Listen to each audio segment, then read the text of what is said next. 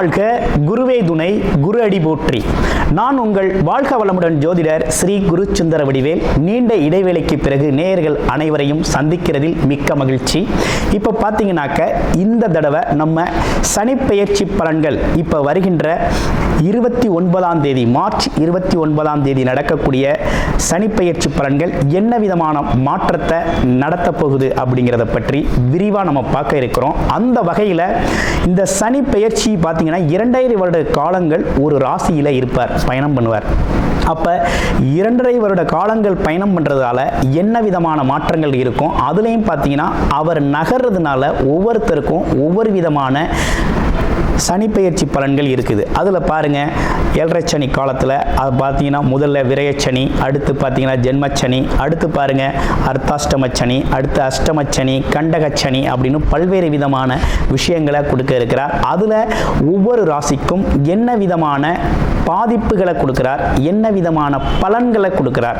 அதுலேயும் பார்த்தீங்கன்னா உடல் ஆரோக்கியம் சம்பந்தப்பட்டு எப்படி இருக்கும், எந்தெந்த ராசிகளுக்கு உடல் ஆரோக்கியத்தில் கவனம் எடுத்துக்கணும், அடுத்து படிப்பு சார்ந்த விஷயத்தில் எந்தெந்த படிப்பு சார்ந்து இப்போ படிக்கிறவங்க, எக்ஸாம் எழுதுகிறவங்க, இவங்களுக்கெல்லாம் என்ன விதமான மந்தத்தன்மையை கொடுக்குறாரு, யாருக்கெல்லாம் அதனால் ஒரு முன்னேற்றத்தை கொடுக்குறாரு ஸ்தான பலத்தால் அப்படிங்கிறதையும் நம்ம தெரிஞ்சுக்க முடியும்.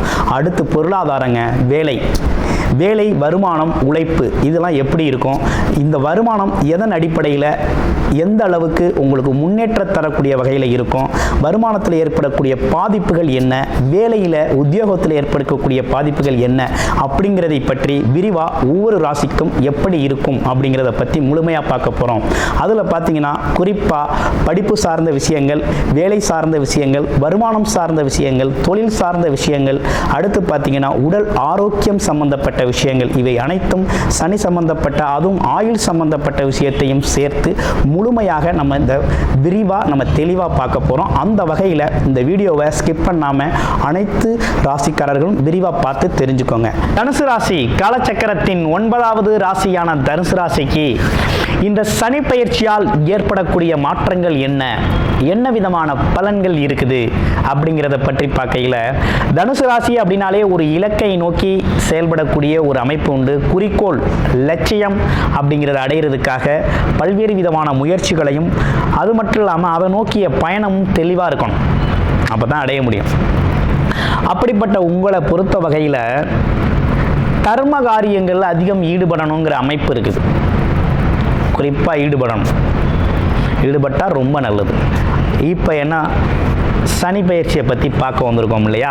சனி என்ன பண்ண போகிறாரு, இதுவரை 3ஆம் இடத்துல இருந்த சனி பகவான் 4ஆம் இடத்துல போய் அர்த்தாஷ்டம சனியாக செயல்பட போகிறாரு. தனுசு ராசிக்கு அர்த்தாஷ்டம சனியாக சனி பகவான் செயல்பட போகிறார்.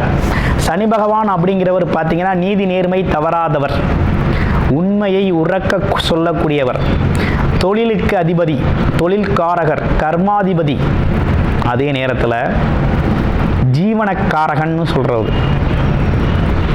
இன்னமும் சொல்ல போனோம்னா ஆயுள்காரகனும் அவர் தான். இவர் 2.5 வருஷம் 4ஆம் இடத்துல இருக்க போகிறார். வருஷத்துக்கு 4லேருந்து 5 மாதம் வக்ரகதி நிலையவும் அடைய போகிறார். இந்த வக்ரகதி அடைகிற நிறைய காலகட்டத்தில் மட்டும் கொஞ்சம் ரிலாக்ஸேஷனை நீங்கள் எதிர்பார்க்கலாம். ஆனால் இந்த அர்த்தாஷ்டம சனி அப்படிங்கிறது ஒரு சிறு பாதிப்பை கொடுக்கத்தான் செய்யும். தனுசு ராசிக்கு என்ன விதமான பாதிப்புகள் இருக்கும், அதில் எப்படிலாம் கவனம் எடுத்துக்கணும், எதெல்லாம் பண்ணிக்கிட்டால் நல்லா இருக்கும் அப்படிங்கிறத பற்றி நம்ம விரிவாக பார்க்கலாம். தொடர்ச்சியாக பாருங்கள். இப்போ என்னென்னு கேட்டிங்கன்னா, தனுசு ராசியை பொறுத்த வகையில் 2, 3 கூடையவராக இருக்கிறாரு. அப்போ பேச்சில் கவனம் வேணும், நம்ம பேசுகிற வார்த்தைகளில் கவனம் வேணும், பொய்யுரைத்தல் கூடாது. அப்படின்னா என்னென்னா கொஞ்சம் உண்மையை பேசி பழகணும். இல்லைன்னு வச்சுக்கோங்க, சிக்கலாக போயிடும், அது எங்கேயாவது ஒரு பெரிய பிரச்சனையை இழுத்து விட்டுரும். அதே நேரத்தில் குடும்பத்தில் மெயினாக ஒரு உண்மையை பேசி பழகும். ஏன்னா குடும்பத்தில் மாற்றி முன்னுக்கு பின் பேசுனீங்க அப்படின்னா உங்கள் மேலேயே ஒரு சந்தேகம் வந்துடும். குடும்பத்தில் கணவன் மனைவி சந்தேக நோக்கத்தோடு பார்க்க ஆரம்பிச்சுருவாங்க. இவர் நேற்று ஒரு மாதிரி சொன்னார், இன்னைக்கு வேறு மாதிரி பேசுகிறாரே, இவர் முன்னாடி மாதிரி இல்லையே, கொஞ்சம் டிஃப்ரெண்ட்டாக தெரியுதே, மாற்றம், நடவடிக்கைகளில் மாற்றம் இருக்குது, பேச்சில் ஒரு மாற்றம் இருக்குது அப்படிங்கிற மாதிரி உங்களை சிறப்பாக கவனிக்க ஆரம்பிச்சிருவாங்க. ஸோ அதில் கவனம் எடுத்துக்கணும். அடுத்து முயற்சி. சகோதர சகோதரி உறவுகளில் கொஞ்சம் கவனமாக இருக்கணுங்க. இல்லைன்னா தேவையில்லாத வாக்குவாதங்கள் மனஸ்தாபங்களில் கொண்டு போய் வரும். அதனால் எதையுமே முன்கூட்டியே செஞ்சு தர்றேன் பண்ணி தர்றேன் அப்படிங்கிற உத்தரவாதங்களை இப்போ இந்த காலகட்டத்தில் நீங்கள் கொடுக்கக்கூடாது.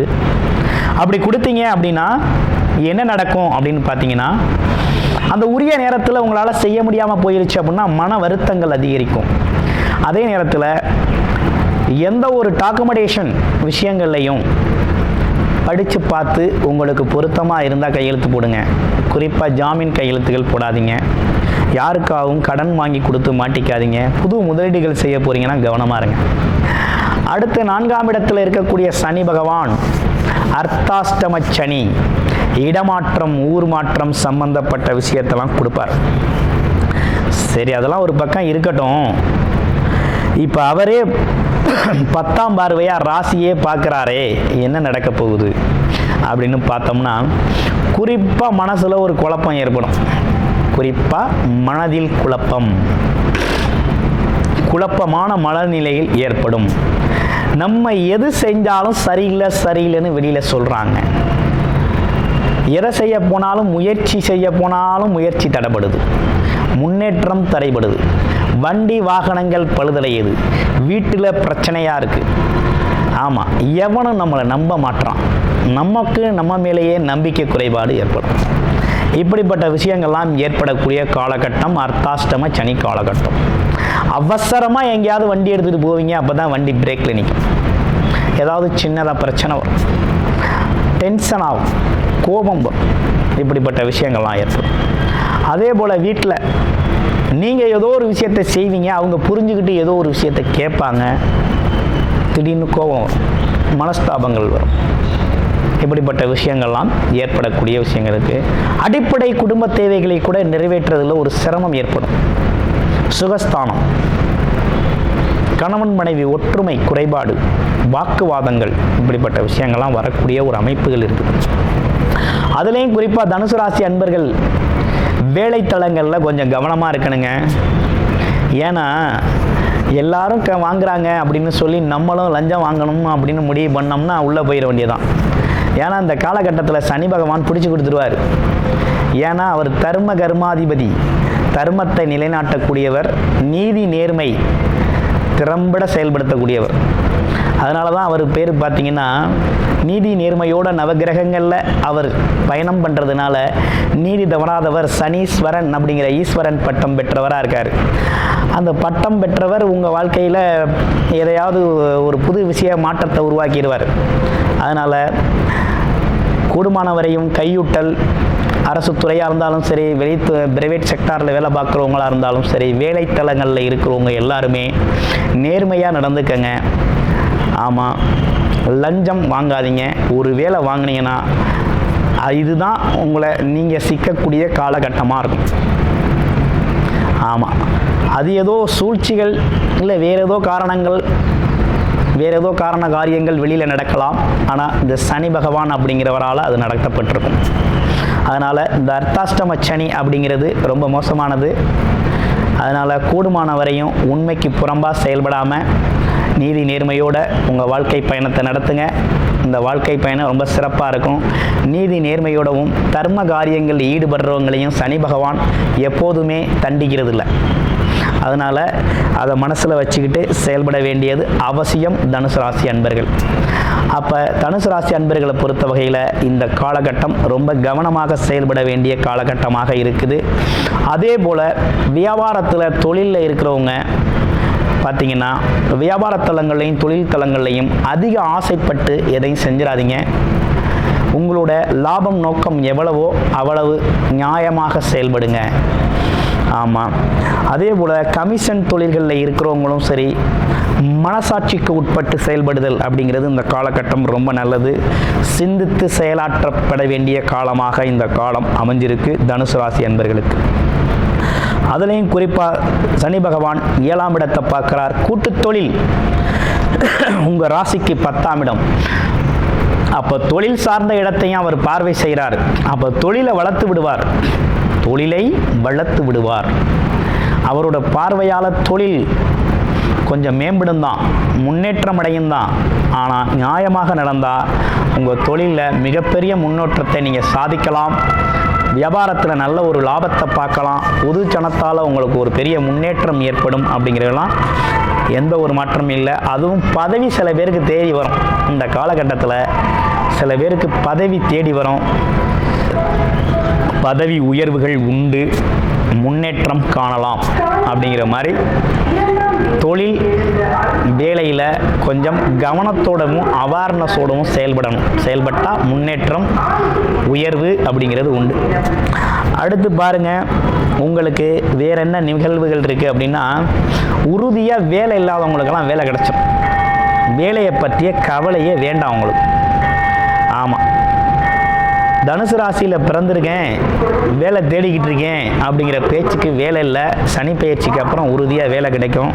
கண்டிப்பாக ஒரு வேலைக்கு போவீங்க, வருமானம்ங்கிறது உண்டு.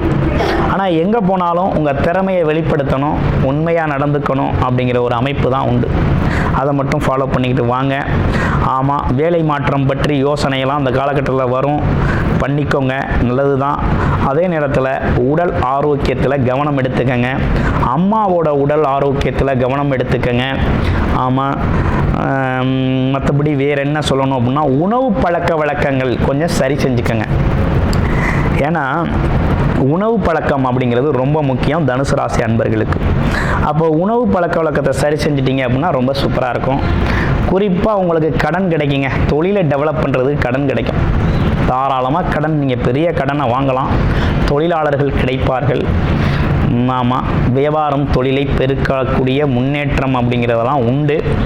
இருந்தாலும் 4ஆம் இடம் அர்த்தாஷ்டம சனிங்கிறதுனால கவனமாக ஆலோசனைப்படி சட்ட திட்டங்களுக்கு உட்பட்டு செயல்படணும் அப்படிங்கிறது தான் உண்மை. அதன்படி செயல்படணும் அப்படிங்கிற மாதிரி இருக்குது. ஆமாம், தேவையற்ற மனக்குழப்பங்களை கொஞ்சம் தூக்கி எறிங்க. ஏன்னா மனக்குழப்பம் வரும். ஏன்னா சனியோட நேரடி பார்வை ராசியில் விழுகிறதுனால தேவையற்ற மனக்குழப்பம், விரக்தி நிலை, ஆமாம், எல்லாம் இருந்து இல்லாது போகிற ஒரு சூழ்நிலை, ஒரு மனநிலை, ஆமாம், இந்த மாதிரிலாம் வந்து போகும். ஒரு பய உணர்வு, ஆமாம், தனித்து இருக்கிறது மாதிரி ஒரு ஃபீலிங்கு, இதெல்லாம் கிடைக்கும். அதெல்லாம் வந்து போக்கிக்கணும். இதுக்கு என்ன செய்யணும் அப்படின்னா, சனிக்கிழமைகளில் ஆஞ்சநேயர் வழிபாடு அப்படிங்கிறத செய்யணும். ஆஞ்சநேயர் காயத்ரி மந்திரம் ஜெபம் செய்யணும். செஞ்சுக்கிட்டு தொடர்ச்சியான வழிபாட்டு மூலமாக நீங்கள் உங்களை மனநிலையை, உடல்நிலையை ஆரோக்கியமாக வச்சுக்கணும். அடுத்து உண்மையாக நேர்மையாக செயல்படும். தர்ம காரியங்களில் தான தர்மங்கள் செய்யணும். செஞ்சீங்க அப்படின்னா ரொம்பவும் சிறப்பாக இருக்கும். நன்றி, வணக்கம், வாழ்த்துக்கள், கவனம்.